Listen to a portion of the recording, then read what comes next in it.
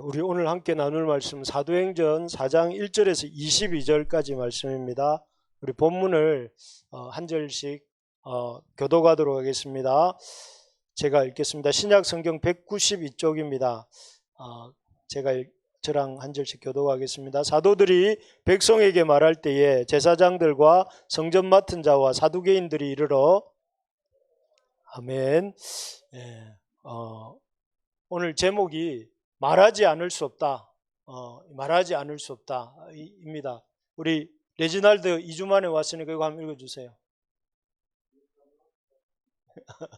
우리 레지날드가 지난주에 향수병이 나가지고 친구 집에 가서 하루를 묵고 왔답니다. 그래서 어쨌든 반갑습니다. 말하지 않을 수 없다. 저 혼자 기뻐한 것 같아요. 좀 이상하네요. 여러분 오늘 예배 마치고 전도 모임이 있는 날입니다. 2주 4주 우리 전도하려고 하는데 이 말 들으면 여러분 어떻습니까? 여러분 제 입에서 전도 모임이 오늘 있습니다 이럴 때 여러분 생각이 또 전도하나 이런 생각이 드십니까? 아니면은 전도가 되나 요새? 이런 생각이 드십니까? 아니면 굳이 전도 이런 전도에 대해서 여러분 막 기대되는 생각이 드시나요? 아니면은 전도에 대한 부담스러운 생각, 전도를 이렇게 해야 되나 뭐 이런 생각이 드세요. 어떤 생각이든지 사실 참 요즘 전도라는 단어가 그렇게 반가운 단어로 들리지 않는 게 사실인 것 같습니다. 그런데 사실 지난주에도 말씀드렸지만 전도하는 현장이야말로 이렇게 하나님의 역사가 가장 확실하게 나타나는 현장 중에 하나 아니겠습니까? 그래서 지난주에 이 안준뱅이가 나오면서부터 걷지 못하던 장애인이 일어난 사건을 예로 들면서 오늘날 우리가 나오면서부터 걷지 못하던 사람을 일으키는 일은 많이 일어나지 않는다. 그 이유는 우리 주변에 병원이 있고 하나님이 일반 은총 속에서 그 병원을 통해서 그런 아픈 이들을 고치시기 때문에 우리에게는 없다. 그러나 선교 현장에 가보면 많은 선교사님들을 통해서 병이 낫고 질병이 치유가 되고 그런 일들이 일어나고 있는 것을 우리가 듣잖아요. 여러분들이 개인적으로 만난 선교사님들을 보면 그런 것처럼 오늘날 전도 현장에 가보면 이런 기적들이 일어나는데 사랑의 기적의 사랑의 하나님 우리 가운데 임하여 달라고 아까 찬양했잖아요. 그런 것처럼 그런 역사들이 일어나는 현장이 전도의 현장인데 우리는 참 그런 전도에 대한 오늘은 어떤 놀라운 하나님의 역사가 일어날까? 이 전도를 통해서 어떤 하나님이 일하심이 있을까? 이런 기대감보다는 전도 또 전도해야 되나? 나는 오늘 빨리 가야지. 목사님 눈에 안 보이고 어떻게 빨리 갈 수 있을까? 뭐 이런 생각이 든다면 참 이게 안타깝고 참 슬픈 현실이 아닌가 이런 생각이 듭니다. 여러분 전도가 여러분들에게 기쁨이 되고 오늘 전도 나 꼭 참석해야지. 평소에 내 일찍 갔는데 오늘만큼은 전도하고 가야지. 이런 전도라는 단어가 우리에게 그런 의미가 있는 단어가 되기를 소망합니다. 아멘. 그렇게 되시기 바랍니다. 왜 이렇게 우리가 전도에 대해서 부정적인 생각을 하게 됐는가 하면은 우리가 코로나 시대를 거치면서 기독교가 혐오 집단으로 이렇게 비치게 된 것 같습니다. 그래서 우리 나와도 한번 읽어줄래요?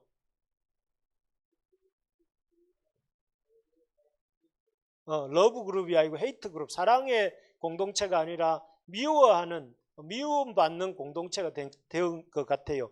왜냐하면 사회가 볼 때 우리가 코로나 이전부터 그랬지만 교회 안에서 너무 비상식적이고 비윤리적이고 비사회적이고 뭐 그런 일들이 많이 있었지 않습니까? 상식적으로 그렇게 하면 안 되는데 또 윤리적으로 저거는 안 되는데 이런 일들이 있어서 참 우리 한국 교회가 많이 참 이렇게 사람들로부터 선망을 잃은 것 같아요. 참 저기는 아름다운 곳이야. 이런 마음을 이렇게 잃었는데 바라는 것은 우리 교회부터라도 또 우리 부르심의 교회 식구들부터라도 여러분 윤리적으로 삽시다. 이렇게 우리가 십계명을 날마다 외우는데 주마다 외우는데 이 십계명 말씀대로 삽시다. 그리고 우리가 또 비사회적이 되지 말고 사회적이 됩시다. 그래서 우리 지난번에 연탄도 나르러 갔고 또 이렇게 4월 달에는 우리 유학생들 초대해서 식사도 나누고 또 매주 이렇게 기회가 되면 화분도 나누고 하면서 계속해서 사회와 우리가 같이 가려고 하잖아요. 사회 나만 생각하는 것이 아니라 공동체에 대해서도 관심을 갖고 사회에 대해서도 관심을 갖고, 그래서 이번엔 또 탄소 금식을 하잖아요. 그게 이제 어떻게 보면 자연 환경에 우리가 좀 이렇게 보호하는 취지에서 우리 그리스도인들로서 그렇게 하자는 것인데, 그런 우리 교회부터, 우리 부르심의 가족부터 그렇게 되기를, 우리 라헬이가 왔네, 되면 좋겠습니다. 두 번째로 보면 왜 전도가 어려워졌냐면은 우리 자신의 문제이기도 합니다. 교회의 문제이기 이전에 우리 자신이, 여기 보면 뭘 잃어버렸다고 되어 있느냐면 복음을 증언하는 증인의 능력, 복음 증거하는 능력을 잃어버렸기 때문에 그렇습니다. 제가 얼마 전에 여러분도 보셨겠지만 아시안 게임 축구를 봤어요. 축구를 보는데 우리나라 골키퍼가 이렇게 강슛을 손과 발이 안 따라가니까 얼굴로 막는 걸 이렇게 화면에 비치더라고요. 참 그 장면을 보면서, 그 강슛을 얼굴로 막는 골키퍼를 보면서 참 감동적이었습니다. 저분은 참 골키퍼로서 사명감이, 정체성이 투철한 분이구나, 이런 생각이 들더라고요. 그러면서 우리가 저 골키퍼처럼 우리 믿는 사람도 증인이라는 이런 정체성과 이런 사명감을 갖는다면 손과 발은 못 따라가더라도 무엇을 사용해서라도 복음을 증거하는, 증인하는 그런 사람이 된다면 참 어떨까, 이런 생각이 들었습니다. 그런데 오늘 놀랍게도 우리 시대하고 비슷한 시대를 살았던 사람들이 누구냐면은 1세기 그리스도인들이에요. 1세기라 하면 오늘 성경이 기록되고 있는 그 시대인데요. 1세기의 그리스도인들도 기독교를 혐오하는 시대에 살았습니다. 우리보다 더했죠. 우리가 잘 아는 이 기독교 혐오의 증거들이 뭐냐면은 기독교의 창시자라고 할 수 있는 예수님, 크리스찬이라고 하잖아요. 예수님이 그리스도인데, 기독교의 창시자라고 할 수 있는 예수 그리스도가 어떻게 돌아가십니까? 십자가에 못 박혀 돌아가시잖아요. 십자가에 못 박혀, 사람들의 미움을 받아서 십자가에 못 박혀 돌아가십니다. 그리고 오늘 본문에 나오는, 읽으실 때 보셨지만 베드로와 요한을 포함한 사도들은 성전 지키는 사람과 제사장과 공회의 미움을 받아가지고 감옥에 갇혀 있고, 나중에는 공회에서 나가라, 이게 그냥 공회에서 그냥 나가라는 게, 여기서 나가라 이게 아니라 출교를 말하는, 이제 유대교로부터 너 이렇게 나가라. 이제 마치 인도네시아나 이런 나라에 가면은 내가 크리스찬이 되면 그 주민등록증에 이 크리스찬 이렇게 적힌대요. 그렇게 적히면 이 사람은 공직에 들어설 수 없는 거예요. 그런 것처럼 이제 인도네시아 해교 이슬람 사회에서 추방이 되는 거죠. 그런 것처럼 유대교에서 나가라 이렇게 출교를 당하고 있는 것을 볼 수가 있고, 또 몇 장 뒤에 가보면 스데반이라고 하는 집사는 어떻게 됐습니까? 너무너무 미움을 받아가지고 이렇게 돌에 맞아 죽잖아요. 그죠? 그 정도로 기독교를 혐오했던 시대, 지금보다 더 기독교가 미움받았던 시대가 1세기입니다. 그런데 이런 기독교 혐오의 시대임에도 불구하고 사도들이 어떻게 합니까? 우리처럼 이런 많이 위축되어 있고 그런 것이 아니라, 이 사람들은 여기 보시면 지금 그 성전에서 지금 사도들이 있는데, 이 성전에서 어떤 일이 있었냐면, 우리 지난주에 봤잖아요. 나면서부터 걷지 못하던 장애인을 이렇게 일으켜 있는 일이 있었고, 그 사건에 이어서 지금 오늘 본문이 이어지고 있는데, 그 자리에서 사람들이 베드로와 요한이 참 대단하다, 어떻게 저 나면서부터 걷지 못하는 사람을 걷게 했는가 하면서 우르르 하니까, 베드로가 그 타이밍에 이건 내가 한 게 아니고 나사렛 예수, 죽음에서 부활하신 나사렛 예수가 그 이름으로 이 사람을 일으켰습니다 하고 부활에 대해서 전하니까, 그 사람들이 싫어했다고 그랬어요. 여기는 그냥 싫어했다고 되어 있는데 여기 보면 they were greatly disturbed, 그냥 엄청나게 부들부들 떨었다는 거예요. 그냥 싫어한 게 아니라 격분했다.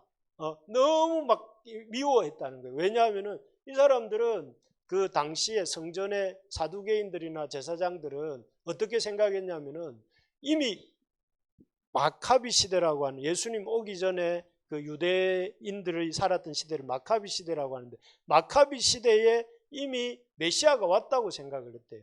그러면서 이 성전 맡은 자들은 성전에 맡으면서 거기서 나오는 많은 어떤 부와 권력을 누리고 있었기 때문에 더 이상 이런 부활도 필요 없고 이 땅의 삶이 너무 좋기 때문에 그런 얘기를 안 하고 지금 체제가 유지되기를 원하는데 바울과 여기 베드로와 요한이 부활이 있다고 전하니까 그게 싫은 거죠. 싫어서 이제 그 사람들이 싫어하는 줄 알면서도 이 베드로와 요한이 뭐라고 말하는 거예요?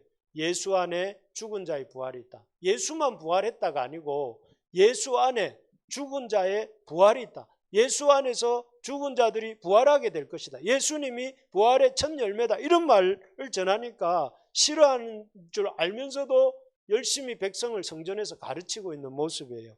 그리고 나중에 보면 이 제자들이 사내들인 공회 앞에 사두개인들 제사장들 앞에도 있었지만 나중에는 공회 앞에 불려가는데 그 공회 앞에서도 이렇게 베드로와 요한이 담대하게 그 사람들에게 예수님에 대해서 전하는데 뭐라고 말하는지 우리 한번 읽어봅시다. 20절 시작. 우리는 보고 들은 것을 말하지 아니할 수 없다 하니, 여기서 오늘 말씀 제목을 얻었습니다. 말하지 아니할 수 없다. 사람들이 막 조용히 해라, 그만 전해라 이렇게 하는데도 그게 개의치 않고 하나님의 말씀을 전하는 이유, 담대하게 전해. 기독교를 싫어한다는 걸 알면서도, 기독교가 잘못 전하면 죽을 수도 있다는 걸 알면서도 자기들은 멈출 수가 없다. 보고 들은 것을 이렇게 전하지 않을 수가 없다. Cannot help speaking. 우리는 말하는 것을 전하지 않을 수 없다. 이 하나님께서 주신 보고 들은 것들을 전하지 않을 수 없다. 이렇게 말하는 것이 참 놀랍지 않습니까? 똑같은 기독교 혐오의 시대를 살고 있는데 한 그룹은 이렇게 담대하게 복음을 외치고 그 결과도 어떻습니까? 여러분 베드로의 사도행전 2장에서 오순절 설교를 하잖아요. 그때 몇 명이 돌아왔죠? 기억나십니까? 3,000명이 회개하고 돌아왔다고 그랬어요. 그리고 오늘 이 안전병이 나면서부터 걷지 못하던 그 사람을 고친 이후에 몇 명이 돌아왔냐? 4절에 보면 5,000명이 이렇게 돌아오는 사건이 일어나요. 그리고 그 사람들이 흩어진 게 아니라 당시에 예루살렘 인구가 약 7만 명에서 8만 명 정도 됐다고 하거든요. 그러면 3,000명과 5,000명을 합치면 한 8,000명 정도가 돌아왔는데 이 사람들의 수는 당시 예루살렘 인구의 한 10분의 1 정도 되는 인구가 돌아온 거죠. 그러니까 굉장히 결과도 놀랍고 그 복음을 전하고 있는 그들의 어떤 당당함도 놀랍고, 이런 당당함과 오늘날 우리는 미리 알아서 이렇게 우리 위축되어 주잖아요. 전도할 때 사람들이 싫어할 거야. 내가 이렇게 전하는 건 민폐가 될 거야. 사람들한테 복음을 굳이 전할 필요가 있어. 그냥 좋은 게 좋은 거지. 이렇게 하면서 우리 스스로 복음을 이렇게 전하는 것을 꺼려하고 힘들어하는 그런 차이는 어디서 오는 걸까? 어떻게 사도들은 그렇게 대담하게 담대하게 복음을 전하고 위축되지 않을 수 있었을까? 우리는 어떻게 하면 이 사도들처럼 담대하게 복음을 전할 수 있을까? 우리 레지날드 한번 읽어주세요.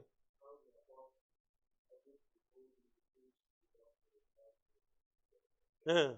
아주 이렇게 어떻게 boldly 용감하게 그 복음을 이렇게 가스펠을 프리칭 설교할 수 있었을까? 어떻게 우리는 boldly, 우리 그 한글 서체에 보면 bold 나오잖아요. 굵고 진하게 복음을 전할 수 있을까 하는 게 오늘 말씀의 요지입니다. 먼저는 죽음에서 부활하신 나사렛 예수의 능력을 이 사람들이 체험을 했기 때문에 그렇습니다.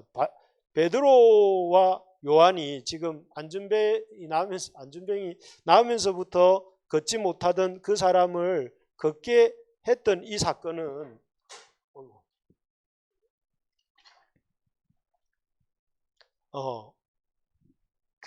그들이 그렇게 담대하게 복음을 전할 수 있었던 이유는 그들이 이 죽음에서 살아나신 그 부활하신 나사렛 예수의 능력을 나오면서부터 걷지 못하던 그 사람이 일어나 걷는 사건을 경험하면서부터 이렇게 그 확신이 온 것이죠.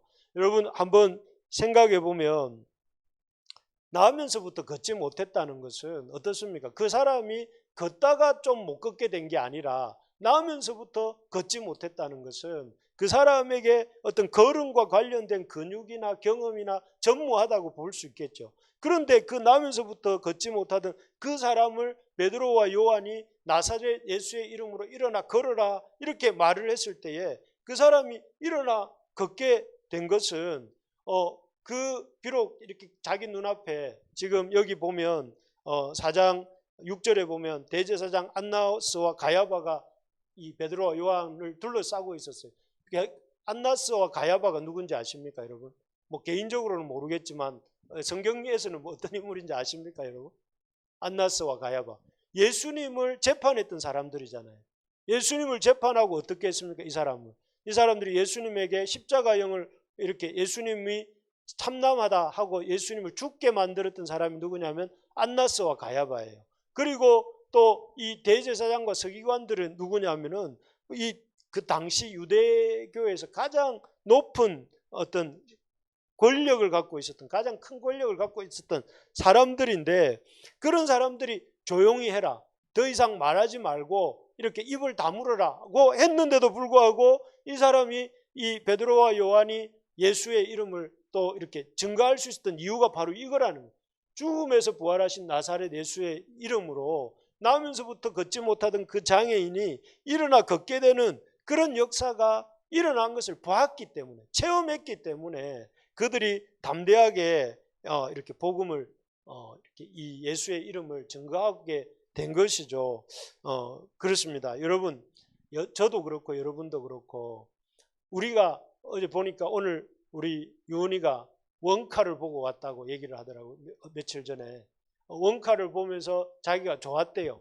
그런데 저도 며칠 전에 어떤 우리 형제로부터 그 영화가 볼만한 영화라고 하면서 추천을 받았습니다. 받았는데 그게 뭐냐면 자기의 체험이, 자기가 그 영화를 보고 좋았다는 체험이 있으니까 그걸 권하잖아요. 난 좋았어 이렇게 권하는 것처럼 지금 베드로와 요한이 그 엄청난 정신적인 압박감과 사람들이 주는 그런 부담감 앞에서도 말할 수 있는 이유는 그들이 예수님이 죽음에서 다시 살아나신 예수님을 만났고, 부활하신 예수님을 만났고, 그 부활하신 예수님의 이름으로 그 나면서부터 걷지 못하던 사람들이 일어나 걷는 것을 보았기 때문에, 그 체험이 있기 때문에 그 베드로와 요한은 그 사실에 대해서 힘차게 외쳤던 것처럼, 우리가 복음을 전하려면 뭐가 필요하냐면은 이런 체험이 있어야 된다. 부활하신 예수님을 우리의 일상 속에서 그 주님의 이름으로 이루어지는 능력과 역사를 우리가 경험해 본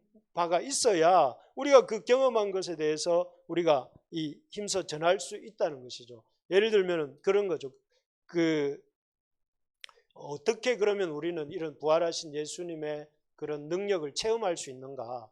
여러분, 우리가 체험이 있어야 복음을 전하는데, 체험을 하려고 하면 어떻게 해야 될까요? 이런 체험을 하기 위해서 필요한 것이 이게 없네요.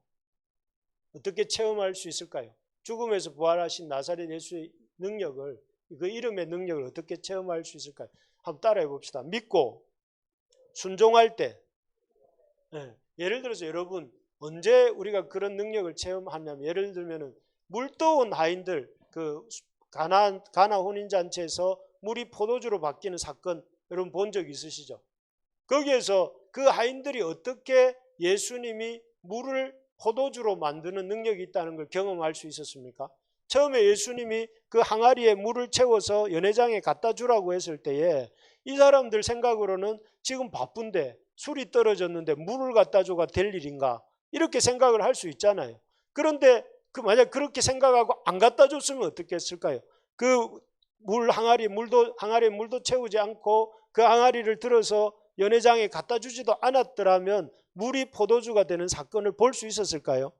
없었겠죠. 우리가 알고 있는 가나 혼인잔치가 또 다른 양상으로 진행됐겠죠. 그런데 이 사람들이 그 바쁜 와중에도 예수님이 물을 떠서 항아리를 채우고 항아리를 갖다 주라고 할 때에 그들이 그 말을 듣고 믿고 순종할 때에 가보니 어떻게 됐습니까? 그 연회장이 뭐라고 하냐면, 사람들은 보통 잔치에 낮은 술을 먼저 내고 나중에 처음에 좋은 수를 내고 나중에 낮은 수를 내는데 이 집은 그 반대로 되어서 처음에는 낮은 수를 내더니만 더 갈수록 좋은 수를 낸다 하면서 감탄할 정도의 이 양질의 포도주가 만들어졌죠.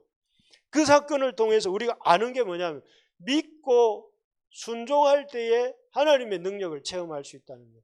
여러분, 믿고 순종하지 않으면 체험할 수가 없는 거예요. 순종의 경험이 있을 때에 우리가 그 부활하신 그 예수님의 이름의 능력을 제자들도 이 3장 4장에서 어떻게 경험했습니까? 죽음에서 부활하신 그 예수님께서 나면서부터 걷지 못해서 근육이 하나도 발달하지 못해 있는 그 사람이라 할지라도 예수의 이름으로 이 사람에게 명하면 그 사람에게 근육이 힘을 얻고 그 사람이 걸을 수 있다는 그런 믿음이 있었고, 그 믿음으로 순종해서 베드로와 요한이 은과 금은 내게 없거니와 내가 나사렛 예수의 이름으로 내게 명하노니 일어나 걸으라 하고 손을 내밀어 그 오른손을 잡아 일으킬 때에 어떻게 됐습니까? 나오면서 걷지 못하던 그 사람이 일어나 걷게 되는 일이 일어났잖아요. 여기서도 어떤 원리가 있어요? 믿고 믿음으로 순종하여서 도전할 때에 그 한 사람이 일어나는 역사가 일어났다는 것이죠. 우리가 우리의 일상 속에서 어떻게 부활하신 예수, 죽음에서 부활하신 나사렛 예수의 능력이 우리의 삶 속에 경험될 수 있습니까? 그 예수님을 믿고 믿음으로 순종해서 그 말씀에 순종할 때에 그런 역사가 일어나는 것입니다. 그래서 여러분, 중요한 것이 무엇이냐면 하나님을 한번 믿어보십시오.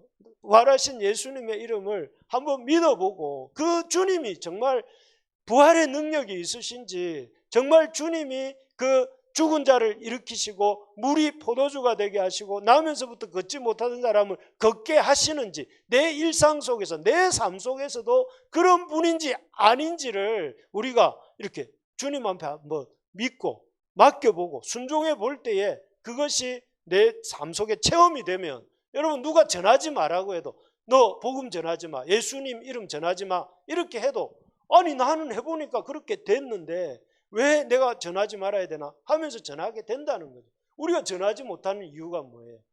그런 체험이 없으니까. 그런 예수님, 부활하신 예수님의 능력을 경험한 바가 없으니까 내가 그 주님 앞에 이런 주님의 이름을 당신 좀 예수님 이름으로 한번 구해보세요. 당신 아픈 거 한번 구해보세요. 당신 힘든 거 한번 구해보세요. 이런 말을 못하는 거죠. 여러분, 그렇게 되려고 하면 이거 하나 기억하셔야 됩니다. 우리 라와드 이거 한번 읽어볼래요? 제가 자주 말씀드리는 거지만 우리가 일하면 우리가 일하지만 우리가 기도하면 하나님이 일하신다. 여러분, 우리는 자꾸 생각할 때 내 손과 발로 움직여서 사람들이 움직여서 해주는 일은 뭔가 그럴듯한데 하나님이 이래서 내 인생의 삶을 해결해 가신다, 이걸 잘 못 믿는 것 같아요.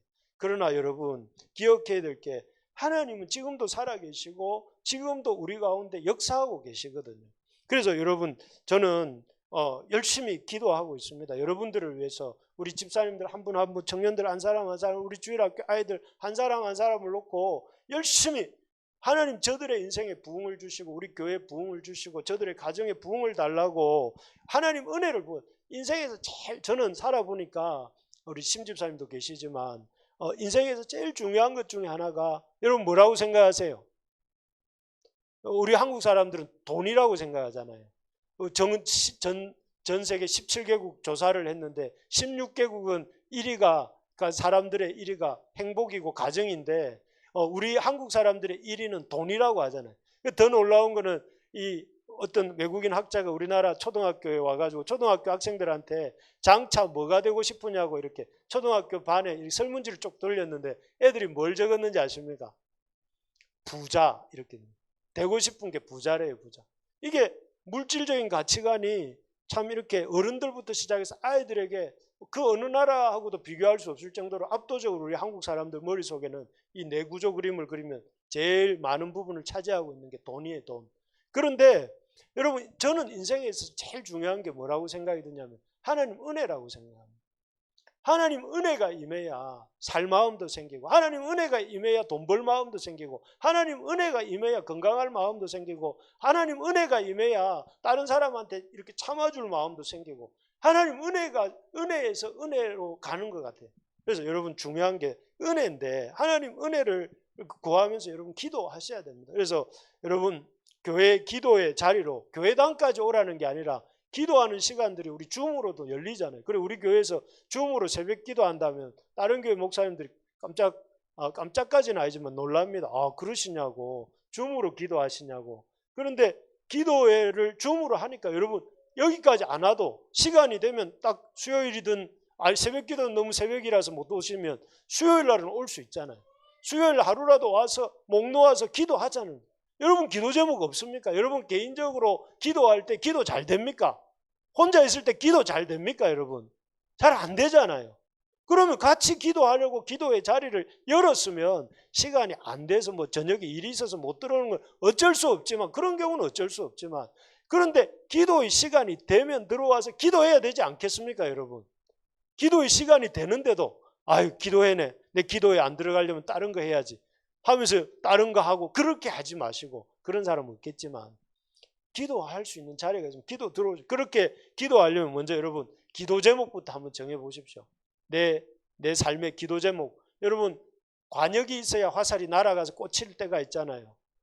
기도 제목이 있어야 그 관역이 생기는 거잖아요. 하나님 앞에 구해야 될 제목이 생겨야 되잖아요. 여러분 기도 제목을 정하세요. 하나님 저 이거 좀 하나님 도와주셔야 되겠습니다 하고 기도해야 기도 응답이 오고, 기도 응답을 이렇게 경험해 볼 때 하나님 살아계시구나 느끼게 되잖아요. 그래서 여러분 오늘 제가 여러 번 말씀드렸지만 기도 제목을 좀 정하시라. 기도 제목 정하고 매달 1년 동안 하나님 앞에 기도해 보는 게 중요하다 하는 것입니다. 두 번째로 이들이 이렇게 담대하게 복음을 전할 수 있었던 것은 땡땡 충만했기 때문입니다. 이 뭘까요? 우리 라왓의 발음을 들으면서 한번 힌트를 찾아봅시다. 라왓 한번 읽어주세요. 이건 뭘까요? The Holy Spirit이겠죠. 성령 충만. 성령 충만했기 때문입니다. 사실 성령 충만을 저 대학생 때 엄청 많이 들었습니다. 저는 대학생 시절에 예수님 믿었는데 제 주변에 가면 교회 현수막들이 이렇게 길을 다니다 보면 늘 붙어 있었는데 성령 부흥성회, 뭐 성령 대망회, 성령 집회, 뭐 이런 말 엄청 많이 듣고 저는 청년기를 보냈습니다. 그런데 요즘은 싹 사라졌어요. 성령 뭐 그게 그때 그 시절에 그런 집회가 좋았다 옳았다 뭐 이런 게 아니라 그런 자체가 성령 충만 이런 거 별로 없는 것 같아요. 여러분 개인적으로 성령 충만이라는 단어 많이 들어봅니까? 저 빼고 교회에 오면 목사님이 한 번씩 성령 충만 하지만 그 외에 여러분 주변에서 또는 마음속에 내 성령 충만을 좀 받아야 되겠다 이런 말을 해주는 사람이 있습니까? 거의 없을 거예요. 요즘은 사람들이 이렇게 성령 충만에 대해서 잘 얘기를 안 하는 것 같습니다. 그러나 그게 안 중요해졌기 때문에 그런 게 아니라 사단이 어떻게 보면 영적인 성령이잖아요. 성령의 그런 충만함을 없으면 여러분 우리 머릿속이 그냥 중간 중립 상태로 있는 게 아니라 나의 마음이 성령으로 충만하지 않으면 다른 것으로 충만하게 돼 있거든요. 뭐 식욕이 충만하든지 아니면은 미움이 충만하든지 아니면은 걱정이 충만하든지 다른 걸로 충만하게 돼 있기 때문에 이 성령 충만이라는 것을 적극적으로 구하지 않으면 안 되는데요. 여기 보면 성령 충만의 대표적인 사람이 누구냐 하면은 베드로입니다. 베드로. 이 사도행전에 나오는 성령 충만한 인물이 베드로잖아요. 베드로를 보면서 8절에 보면 베드로가 성령에 충만하여 이렇게 말 충만하여. 베드로가 성령에 충만했다고 하는데 그럼 베드로의 상태를 보면 우리가 성령 충만이 어떠한 것인지 알게 되겠죠. 베드로는 원래 소심한 사람이었습니다. 원래는 안 그랬는데 예수님 십자가 돌아가실 무렵부터 시작해서 엄청 소심해졌어요. 그래가지고 여러분 잘 아는 것처럼 사람들 앞에서 예수님을 3번이나 부인하죠. 특히 계집종이라고 성경에 표현된 그 사람들 앞에서도 예수님을 부인했어요. 그랬던 소심한 사람 베드로가 이 사도행전을 보면 180도 바뀝니다. 그래서 앞에서 말씀드린 것처럼 3,000명 앞에서도 설교하고 5,000명 앞에서도 설교하고 지금은 오늘은 공회 앞에서도 쫄지 않고 이렇게 당당하게 이 예수님에 대해서 말하고 있는데 이런 성령 충만이 베드로에게 있을 때 담대한 자로 바뀌는데 그런 성령 충만은 어떻게 되었는가? 베드로는 어떻게 그렇게 성령 충만한 자가 되었는가 하면은 한마디로 성령 충만은 뭐라고 되어 있습니까, 여러분? 성령 충만은 쉽게 말하면 말씀 충만입니다. 그래서 베드로는 성령이 충만하니까 지난번 사도행전 2장에서 오순절 사건 이후에 뭐라고 했냐면 예수님이 주와 그리스도이시다. 나사렛 예수가 아니라 인간 예수가 아니라 나사렛 출신 예수가 아니라 주와 그리스도이십니다 하는 이런 설교를 하잖아요. 주와 그리스도를 어떻게 깨달았습니까? 베드로가 시편 16편과 시편 110편을 가지고 다윗이 주라고 불렀던 그분이 우리 예수님이시고 다윗이 그 보좌의 우편에 앉아서 다스리신다고 했던 그 주님이 바로 그리스도 예수이시고 그분이 지금은 보좌 우편에 앉아서 다스리고 계십니다 하고 베드로가 기가 막히게 시편 설교를 해요. 그리고 오늘 나면서부터 걷지 못하던 이 장애인을 낫게 한 사건 이후에도 베드로가 뭐라고 하냐면 예수님은 그 신명기 18장 15절에서 말씀했던 모세가 말했던 그 선지자다 하면서 신명기 말씀을 가지고 풀어요. 그러니까 베드로가 성령이 충만한 그 베드로의 입에서 나오는 게 뭐냐면 하나님 말씀이 나와요. 말씀에 대한 새로운 해석이 나오고 그 말씀을 가지고 이 상황이 지금 어떤 상황입니다 하고 상황을 해석하는 힘을 이렇게 발휘하게 되거든요. 그러니까 성령 충만은 뭐냐면 말씀 충만이고 말씀에 충만해서 상황을 해석하고 그래서 이 성령 충만한 사람의 특징이 뭐냐면 여러분 주변에 저 사람 성령 충만한 사람이네 보려면 그 사람 어떻게 보면 되냐면 외모에서 드러나는 게 아니라 그 사람이 이걸 보면 합니다. 여기 보면 이렇게 말하는 사람이 성령 충만. 너의 말을 듣는 것보다 하나님의 말씀을 듣는 것이 더 중요하다. 이렇게 말하잖아요. 사람의 말보다 하나님의 말을 들으려고 애쓰는 사람이 성령 충만한 사람이에요. 그래서 여러분 주변에 어떤 사람이 성령 충만한 사람이에요? 여러분 우리 청년들 결혼할 때 어떤 사람하고 결혼해야 된다? 돈 많은 사람, 예쁜 사람, 잘생긴 사람 그런 사람 중요합니다. 그런데 그런 사람도 중요하지만 우리 교회로 올 사람이 더 중요한 것 같아요. 요즘은. 그런데 그런 사람보다 더 중요한 게 뭐냐면 성령 충만한 사람을 만나야 돼요. 성령 충만한. 어떤 사람이 성령 충만? 하나님의 음성을 사람의 음성보다 더 크게 듣는 사람. 나는 우리 교회 성도들이 그런 사람이 되기를 소망합니다. 여러분들이 하나님 말씀을 하나님이 이라고 하면 사람들이 아니라고 해도 이라고 말하고 하나님이 아니라고 말하면 사람들이 이라고 해도 아니라고 말할 수 있는 그런 우리가 됩시다. 그런 사람이 성령 충만한 사람이라는 거예요. 그래서 성령 충만한 사람이 될 때에 결국은 베드로도 요한도 담대하게 설교를 그렇게 한 것이죠. 그러려면 어떻게 해야 되겠습니까? 여러분 성령의 충만함을 우리가 어떻게 받을 수 있는가의 문제인데 한번 따라해보세요. 성령 충만은 시간의 문제입니다. 무슨 말인가 하면은 여러분 성령 충만을 받으려면 시간을 내야 됩니다. 하나님 앞에. 어떤 시간을 내야 되냐면은 하나님과 교제하는 시간을 가져야 돼요. 하나님 말씀을 듣잖아요. 우리는 어떠냐면은 말씀을 듣고 저 문을 나서는 순간에 완전히 블랙아웃이 됩니다. 까맣게 잊어버려요. 그래가지고 생각이 안 나. 그 생각을 생각은 여러분 특징이 뭐냐면 내가 그 생각을 붙잡고 있으려고 애쓰지 않으면 날아가 버려요. 그래서 성경에서 뭐라고 하냐면 복 있는 사람. 어떤 사람이 복 있는 사람이냐고 하면 하나님의 말씀을 주야로 묵상하는 사람. 그 말씀을 주야로 묵상하는 사람이 복 있다고 하잖아요. 여러분 이 말씀을 계속 이렇게 외우려고 애쓰는 사람이 왜 복이 있을까요? 그래야 정신을 차리고 살 수 있거든. 이 시대는 우리의 정신을 빼앗아가는 거예요. 정신없이 만들어요. 막 뭐 이렇게 재미난 것도 너무 많고 또 재미난 일도 너무 많고 사건 사고도 많고 어떤 사람은 정치 뉴스에 빠져가 살고 어떤 사람은 또 주식에 빠져서 살고 또 어떤 사람은 이렇게 재미있는 TV 프로에 빠져서 살고 정신이 없어요. 내가 왜 이걸 보고 있는지 왜 이 사람을 만나고 있는지 왜 저걸 하고 있는지 정신을 못 차리고 사는 사람들이 너무 많단 말이에요. 그런데 그 정신을 어떻게 킵할 수 있습니까? 지킬 수 있습니까? 하나님의 말씀을 잘 새기고 묵상할 때. 그래서 여러분 성령 충만을 받으려면 말씀을 정기적으로 묵상하고 기도하는 시간, 그 말씀 가지고 하나님과 교제하는 시간을 가져야 됩니다. 그래서 말씀을 밥 먹듯이 먹어야 됩니다. 예수님 그래서 말씀은 하나님 입에서 나오는 말씀으로 살 것이라 했잖아요. 그래서 밥 먹듯이, 여러분 하루에 밥 몇 번 먹습니까? 수시로 먹잖아요. 아침에도 먹고 점심때도 먹고 저녁에도 먹고 수시로 먹는데 하나님 말씀을 몇 번 먹습니까? 잘하면 한 번 먹고 잘 안 하면 이틀에 한 번 먹고 안 하면 일주일 내내 안 먹기도 하고 그렇게 한다면, 그러면서 잘 살려고 하는 게 힘들죠. 힘이 없으니까. 그래서 여러분 꼭 하나님 말씀을 보고 하나님과 교제하는 시간을 가지셔야 됩니다. 어떻게 해요? 여러분 시간을 내셔야 됩니다. 시간을 정해야 됩니다. 콰이어 타임이 뭡니까? 시간과 장소를 정해서 조용한 시간, 하나님과 만나 교제하는 시간이 큐티 아닙니까?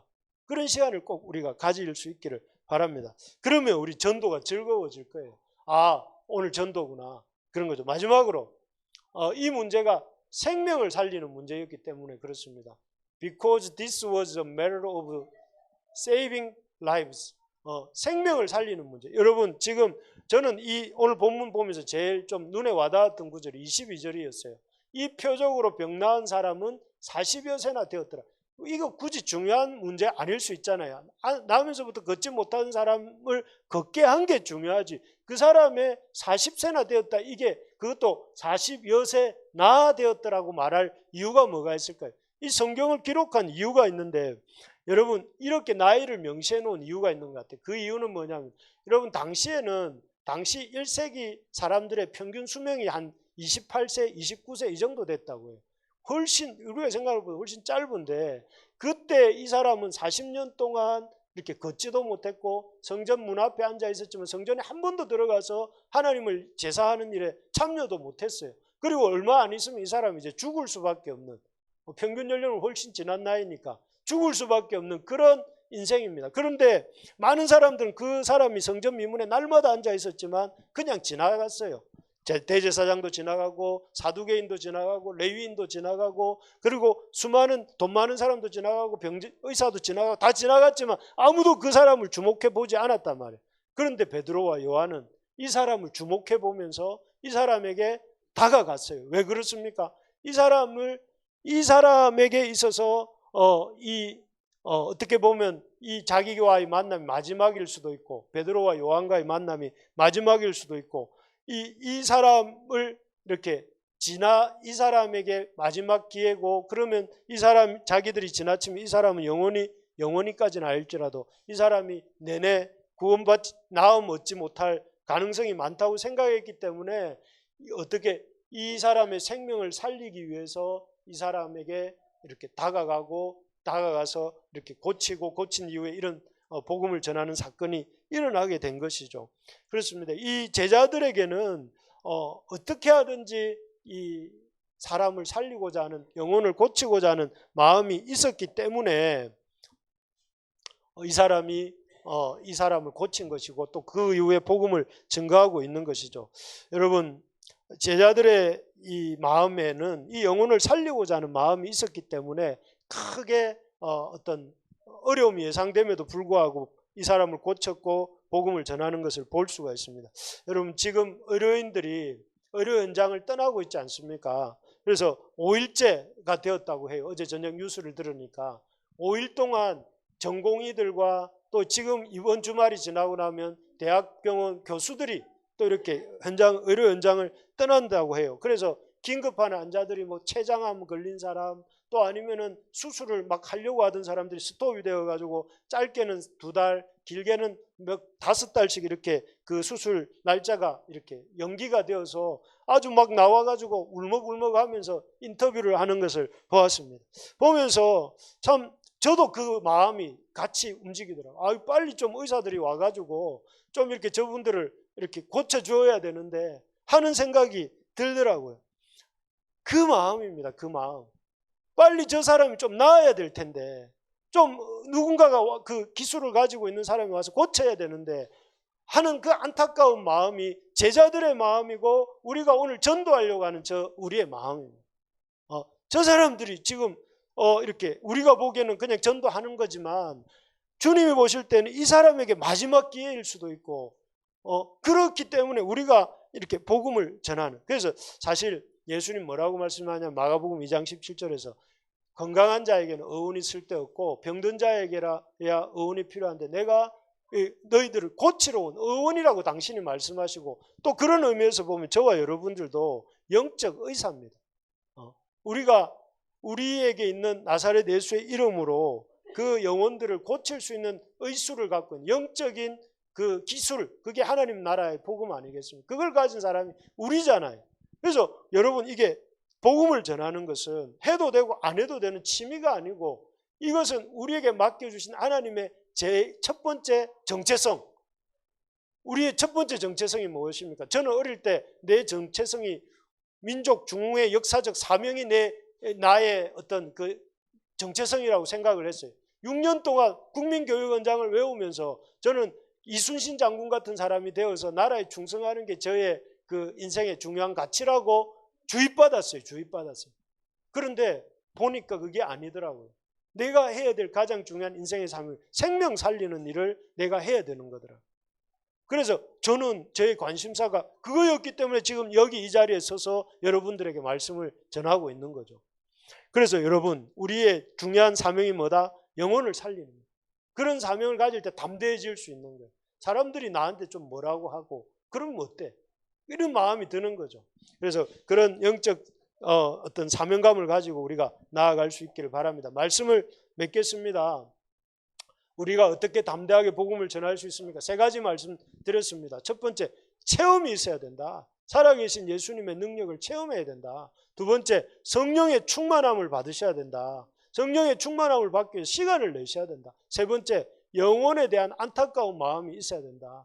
그래서 여러분, 우리 인생의 좌표 설정을 새로 할 수 있기를 바랍니다. 그래서 우리가 이런 사명감을 가지고 이렇게 달려가는 저와 여러분들 되시기를 주님의 이름으로 축원합니다.